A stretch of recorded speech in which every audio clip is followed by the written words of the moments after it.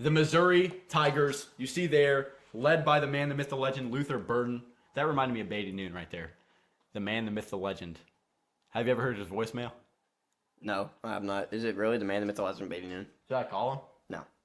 Because what if he picks up? No. Yeah, then it'd just be awkward.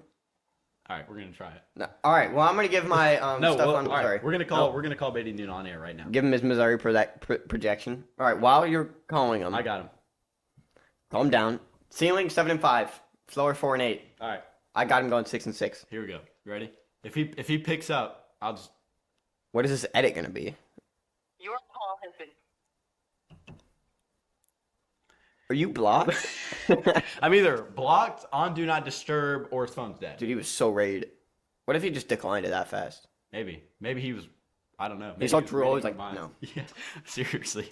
Anyways, go ahead. Sorry, I kind of jumped the gun there. Man, I got myth, the legend. 6-6 is my prediction.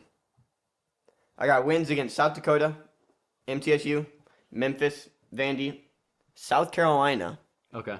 and Florida. Okay. I have almost the exact same predictions there. Losses to K-State, LSU, Kentucky, Georgia, Tennessee. Tennessee, and Arkansas. Yeah. And once again, these like weird out of conference Kansas State, Kansas Missouri. State game is Gonna be good. it could be one to watch. I guarantee it's gonna be good. Yeah, I agree, Ben. I got 6-6 as well. Ceiling 9-3, floors 2-10, and my prediction for them is 6-6. Wins against South Dakota, Memphis, Vanderbilt, MTSU, Arkansas, and Florida.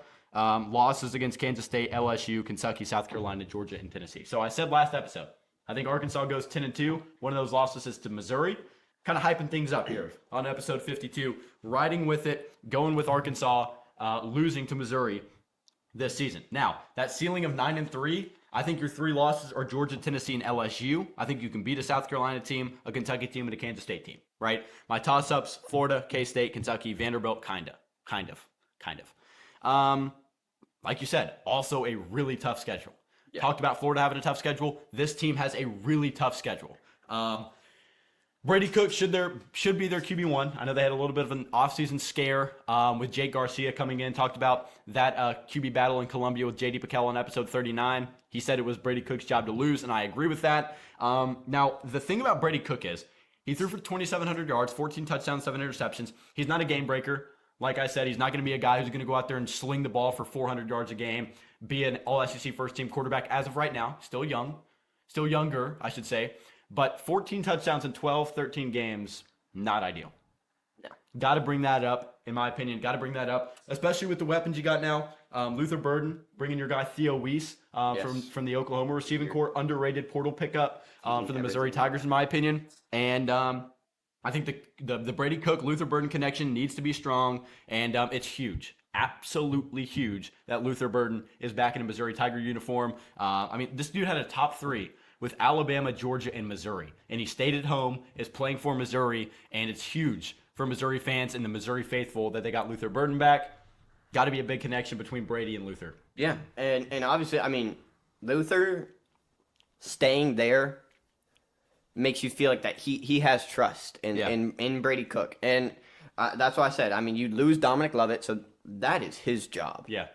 You bring in Jake Garcia for a quarterback battle, probably just hoping that like entices Brady Cook to like play better, you know. And I said they also bring in Theo Weiss. So you really took what I said. I did say they lose a lot on the defensive front, Great on Jeff Cope.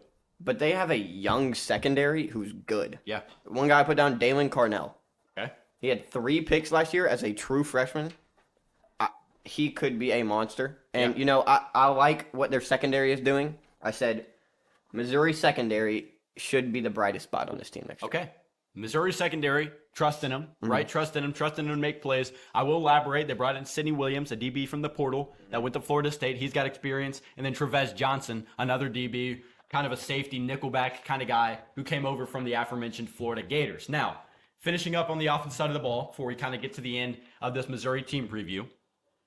Both running backs return. If you remember the infamous fumble on the goal line to kind of sell the game against Auburn. That made me so mad. Nathaniel Pete. When I was looking, I was like, Missouri. And I looked at the statistics. I was like, Yeah. I remember that vividly. I was Yeah. like, oh. No, pretty bad. Yeah, pretty bad. 100 carries, 438 yards, 2 touchdowns, and a game-selling fumble for Nathaniel Pete last year. They also bring back Cody Schrader, 5'9" kid with a freaking heart of steal. All right, 170 yards, 745 yard, 170 carries, 745 yards, nine touchdowns for Cody Schrader. White Mamba, Cody Schrader. I've actually been wanting to kind of get him onto the podcast since last year when I watched him play.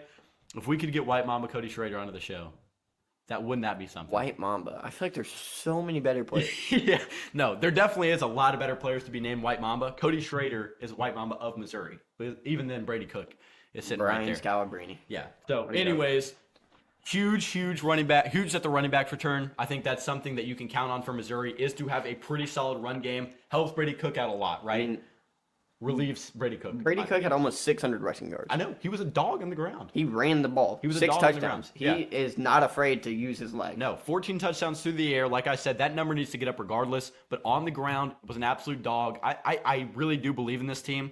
I like this team. Like you said, Ben, 30. I guess I said 36 recruiting class or transfer class in 2022 or 2023. Niles Gaddy from Jackson State is a guy who could potentially replace Trayon Jeffcoat. Comes over from Jackson State, like I said, and was a 4-star in the portal. So I think this guy could really kind of take the load off Trayon Jeffcoat in this Missouri front.